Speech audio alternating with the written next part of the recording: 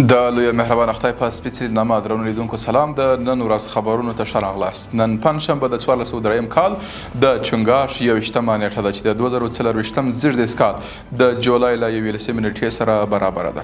په پیل کې هم د مهمو خبرونو سرټکي.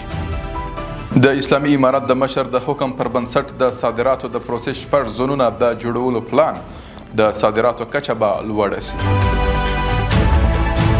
د ریاست الوزرا له سیاسي مرستیال سره د سوداګرو د اتحادیې د یو شمېر استازو غونډه د اسلامي امارت مشرتابه له سوداګرو سره همکاري ته ځانګړې پاملرنه کوي. او په بشپړه توګه له غزې څخه د وتلو په اړه فلسطینیانو ته د اسرائیلو خبرداری، اسرائیلو په غزه کې اعلامیې خپرې کړې دي. زه محمد صادق فروتن یم. د هم بشپړ خبرونه. د ریاست الوزرا اقتصادي مرستیال مولا عبدالغني برادر وایي چې د اسلامي امارت د رهبر د حکم له مخې د کابل په ګډون د هیواد په شپږو ولایتونو کې د نړیوالو معیارونو سره سم د صادراتو د پروسس زونونه جوړیږي. د هغه په خبره اسلامي امارت د هیواد ټولو صادراتي شرکتونو ته ډاډ ورکوي چې د صادراتو کچه به هم لوړه سي. د سوداګرو ټولنې یو شمېر استازو د ریاست الوزرا له سیاسي مرستیال مولوي عبدالکبیر سره لیدلي.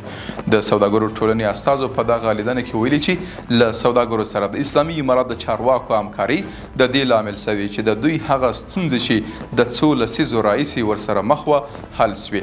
یادو سوداګرو زیاته کړې چې د حکومتي ادارو او سوداګرو ترمنځ غوره اړیکې او همغږي د سوداګرۍ د پراختیا او د کورنیو بهرنیو پانګوالو او پانګونې راجلبولو ته زمینه برابروي. ورته مهال مولوي عبدالکبیر له سوداګرو ملاتړ د اسلامي امارت لومړیتوب یاد کړی او ویلي دي چې د اسلامي امارت مشرتابه د سوداګرو ستونزو ته ځانګړې پاملرنه کوي.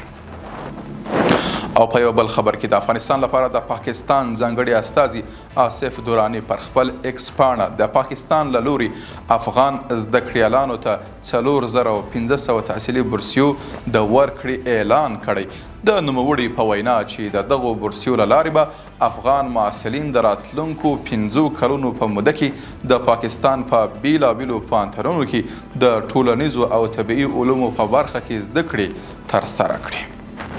او په پای کې د اسرائیلي یرغلګرو له لوري د درج، توفح او زوړ ښار د څیرمه سیمو اوسیدونکو ته د خپلو ځایونو د پرېښودلو او خالي کولو له امر څو ورځې وروسته اوس تازه صهیونیستي رژیم د غزې پر فضا د خبرپاڼو د خپرولو له لارې د یاد ښار ټولو اوسیدونکو ته د خپلو مشت ځایونو د پرېښودلو امر کړی دی. د ملګرو ملتونو د شمیرو له مخې تر جګړې وړاندې غزه په تړانګه کې تر ټولو لوی ښار و، خو د تازه اټکل له مخې د دغه ښار په شمال کې نفوس اوس 300,000 یا 350,000 کسانو ته رسیږي. قدرمنو لیدونکو له ملتیا مو مننه. تاسو کولی شئ د اروج څېړنیزې خپرندوی ادارې بېلابېلې خپرونې د دې ادارې د سوشل میډیا له طریقه وګورئ.